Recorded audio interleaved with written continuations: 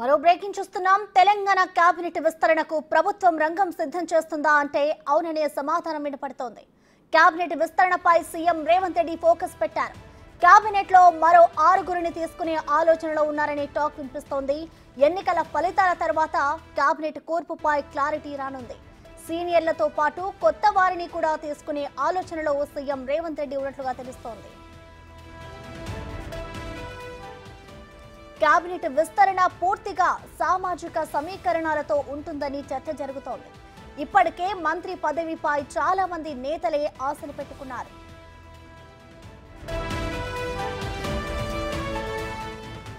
ముదిరాజ్ వర్గానికి చెందిన ఒకరికి మంత్రి పదవి ఇస్తామని ఇప్పటికే సీఎం రేవంత్ ఎన్నికల ప్రచారంలో ప్రకటించారు. అయితే ఆ వర్గానికి చెందిన కీలక నేత వాకంటి శ్రీహరి ఒక్కరే ఉండడంతో ఆయనకు కేబినెట్ లో చోటు దక్కే అవకాశం ఉన్నట్లు కనిపిస్తోంది. మరోపక్క రంగారెడ్డి జిల్లా నుంచి మల్రెడ్డి రంగారెడ్డి పోటీలో ఉండగా ఉమ్మడి నిజామాబాద్ జిల్లా నుంచి సుదర్శన్ రెడ్డి, ప్రేమ్ సాగర్ మంత్రి పదవి కోసం పోటీ పడుతున్నారు. ఇక ఈ రేసులోనే రామ్మోహన్ రెడ్డి, అద్దంకి దయాకర్, షబ్బీర్ అలీ పోటీ పడుతున్నారు.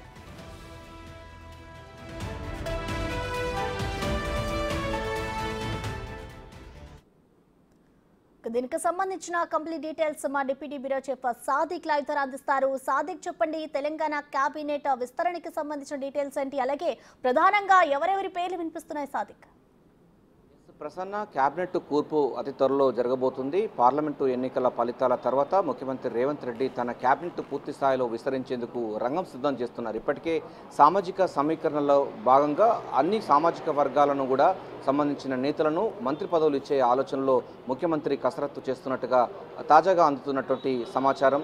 అత్యంత విశ్వసనీయ సమాచారం మేరకు పార్లమెంటు ఎన్నికల ఫలితాల తర్వాత కేబినెట్ పూర్తి స్థాయిలో విస్తరించే అవకాశం ఉంది. తెలంగాణ రాష్ట్రంలో ముఖ్యమంత్రితో సహా 17 మంది మంత్రులు ఉండేందుకు గాను రాజ్యాంగం ఉన్నటువంటి నిబంధన, అంటే 119 అసెంబ్లీ స్థానాలకు గాను 15% ఉన్నట్లయితే 18 మంది మాత్రమే ఉండాలి, ముఖ్యమంత్రి మినహా. మిగతా 17 మంది మంత్రులకు చోటు కల్పిస్తారు. ఇప్పటికే ముఖ్యమంత్రితో పాటుగా 12 మంది, అంటే 11 మంది ఉన్నారు, అంటే 12 మంది అయ్యాని. ఇంకో మరో 6 సంబంధించిన మంత్రులకు కూడా ఛాన్స్ ఇచ్చే అవకాశాలు అయితే ఉన్నాయి. సో దానికి సంబంధించిన దాంట్లో 6 మంత్రుల పదవులు కూడా రాబోతున్నాయి. అయితే ఏ సామాజిక వర్గాలకు వస్తున్నది, ఏ జిల్లాల సామాజిక వర్గాలకు వస్తుందని పైన కూడా సర్వత్రా ఉత్కంఠ నెలకొంది. గాంధీభవన్ వర్గాల్లోనూ ఇటు ప్రభుత్వంలో కూడా తీవ్ర చర్చ కొనసాగుతుంది. ఎందుకంటే ఇప్పటికే ప్రభుత్వం ఏర్పడి 200 రోజులు పూర్తవుతున్న నేపథ్యంలో ఇంత పూర్తి స్థాయిలో కూడా కేబినెట్ విస్తరణ చేయాలి, ప్రజా పరిపాలన మరింత స్పీడప్ చేయాలంటే కేబినెట్ విస్తరణ చేయాలి, వారికి సంబంధించిన శాఖలు కూడా కేటాయించాలి, శాఖాపరమైనటువంటి అంశాలను కూడా ముందుకు తీసుకువెళ్ళాలి,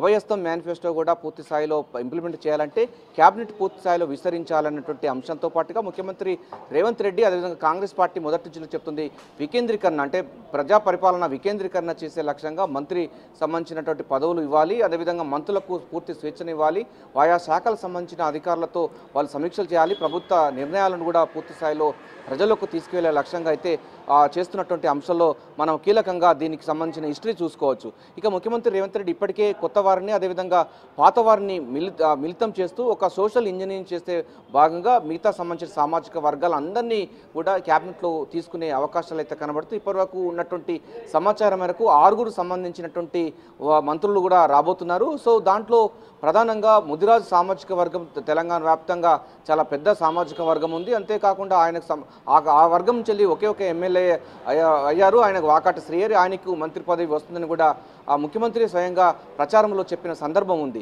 ఇక దీంతో పాటుగా ఆది శ్రీనివాస్ కూడా మొదటి నుంచి కూడా కాంగ్రెస్ పార్టీకి చాలా విధేయంగా ఉన్నారు. రేవంత్ రెడ్డి కోటరలో కూడా ఆయన కీలకమైనటువంటి భాగస్వామిగా ఉన్నారు, ఆయనకు కూడా వచ్చే అవకాశం ఉంది. కరీంనగర్ అంటే ఉత్తర తెలంగాణ సంబంధించినటువంటి ప్రాతినిధ్యం వహించేటువంటి ఆయన కూడా టిక్కెట్, అంటే ఆయనకు కూడా ప్రధానంగా మంత్రి పదవిలోకి అంటే ఈ కోటర్లోకి బెర్త్ వచ్చే అవకాశం ఉన్నట్టుగా అయితే మనకు తెలుస్తూ ఉంది. సో వారు కూడా వారి ప్రయత్నాలు చేస్తున్నారు. ముఖ్యమంత్రి మదిలో ఏముందో తెలియదు కానీ పూర్తి స్థాయిలో అయితే సోషల్ ఇంజనీరింగ్ చేస్తున్న బాగున్నది.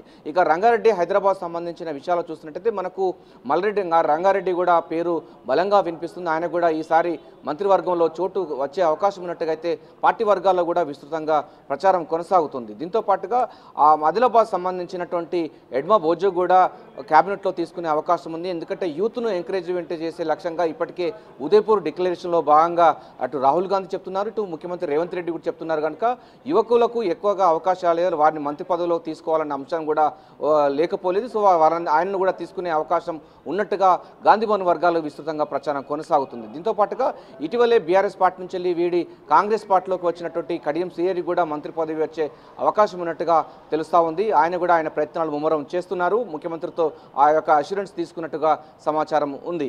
దీంతో పాటుగా మనకు ప్రధానంగా చూసినట్లయితే 2 ఎమ్మెల్సీ సంబంధించిన అంశాల్లో ప్రొఫెసర్ కోదండరామ్ కూడా ఆయనకు ఎమ్మెల్సీ అంటే గవర్నర్ కోటలో తీసుకున్న తర్వాత ఆ స్థానాన్ని అంటే అది విద్యాశాఖకు ఇచ్చే అవకాశం కూడా లేకపోలేదన్నటువంటి వార్తలు కూడా మనకు గాంధీభవన్ వర్గాల్లో తీవ్ర చర్చనీయాంశంగా మారుతుంది. సో ఈ రకంగా చూసినట్టయితే మరోవైపు ఆదిలాబాద్ సంబంధించిన జిల్లా సంబంధించినటువంటి ప్రేమ్ సాగర్ కూడా ఉన్నారు.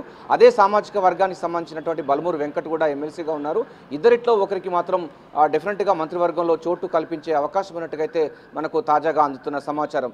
ఏదైనప్పటికీ సోషల్ ఇంజనీరింగ్ చేస్తూనే ముఖ్యమంత్రి రేవంత్ రెడ్డి పరిపాలనను పూర్తి స్థాయిలో ఫోకస్ పెట్టి పరిపాలనను మరింత స్పీడప్ చేసే లక్ష్యంగా మంత్రివర్గాన్ని పూర్తి స్థాయిలో కూర్పు చేసి మొత్తం 18 మంది మంత్రులతో తన క్యాబినెట్ను పూర్తి స్థాయిలో కూడా ప్రజా పరిపాలన దిశగా అడుగులు వేయాలని కూడా నిర్ణయించినట్టుగా తెలుస్తుంది. సో ఎన్నికల ఫలితాలు విడుదలైన వెంటనే మంత్రివర్గాల కూర్పు ఉండే అవకాశం ఉంది. కొంతమంది మంత్రులకు సంబంధించిన దాంట్లో కూడా ఇప్పటికే కొంత స్తబ్దతగా ఉన్నటువంటి విషయాలు కూడా ముఖ్యమంత్రి రేవంత్ రెడ్డి గ్రహించినట్టుగా మనకు అత్యంత విశ్వసనీయ సమాచారం. వారు అనుకున్న మేర కూడా ప్రజా పరిపాలన సంబంధించిన పథకాలు కానీ లేకపోతే ప్రతిపక్షాల మీద విమర్శలు కానీ చాలా తక్కువగా ఇస్తున్నారు. వారి యొక్క సంబంధించిన పోర్ట్ఫోలియో కూడా మారే అవకాశం ఉన్నట్టుగా కూడా మనకు సచివాలయ వర్గాలు చెప్తున్నాయి. సో మొత్తం కూర్పు అయితే జరగబోతుంది. ఇటు కొత్త వారిని తీసుకుంటే మరి వారికి పరిపాలనలో గత అనుభవాలు ఉన్నటువంటి నేతలను కూడా తీసుకొని మంత్రివర్గంలో బెర్తులు ఖాయం చేసే లక్ష్యంగా ముఖ్యమంత్రి రేవంత్ రెడ్డి అయితే పూర్తి స్థాయిలో ఫోకస్ పెట్టారు. దానికి సంబంధించిన కసరత్తు ముమ్మరం చేస్తున్నారు. జిల్లాలకు సంబంధించిన విషయాలతో పాటుగా సామాజిక వర్గాలకు సంబంధించిన నేతలను అదేవిధంగా మనకు నిజామాబాద్ నుంచి వెళ్ళి కూడా మనకు సుదర్శన్ రెడ్డి ఉన్నాడు. గతంలో ఇరిగేషన్ శాఖ మంత్రిగా పనిచేశారు. ఆయనను కూడా మంత్రివర్గంలో తీసుకుంటే ఎట్లా ఉంటుందని పైన కూడా లెక్కలు వేస్తున్నట్టు సందర్భం కనబడుతుంది.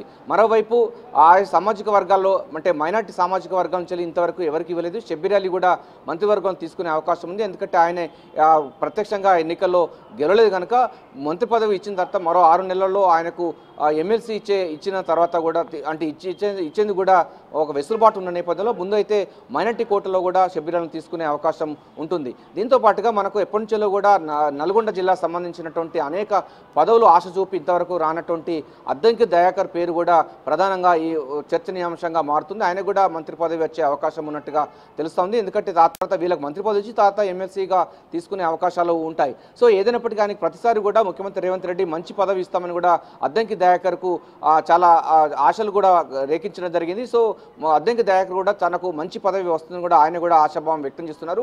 ఆయన కూడా మంత్రివర్గంలో తన చోటు కల్పించే అవకాశం ఉందని కూడా ఆయన లెక్కలు ఆయన చేస్తున్నారు. సో ఏదైనప్పటికీ మంత్రివర్గ సంబంధించిన పూర్తి స్థాయిలో కూర్పు జరగబోతుంది. అదేవిధంగా కొత్త వారిని అదేవిధంగా పాత వారిని సమ్మిళితం చేస్తూ వికేంద్రీకరణ దిశగా ముఖ్యమంత్రి రేవంత్ రెడ్డి పూర్తి స్థాయిలో ఫోకస్ పెట్టడం జరిగింది.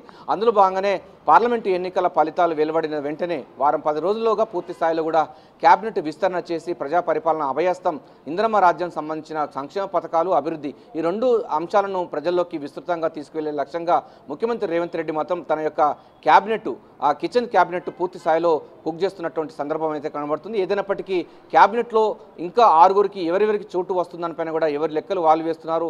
ఆయా సంబంధించిన సామాజిక వర్గాల వారు కూడా ఇప్పటికే లెక్కలు వేస్తున్నారు. లంబాడా సామాజిక వర్గం సంబంధించిన వారికి ఇంతవరకు కూడా క్యాబినెట్లో చోటు కల్పించలేదు.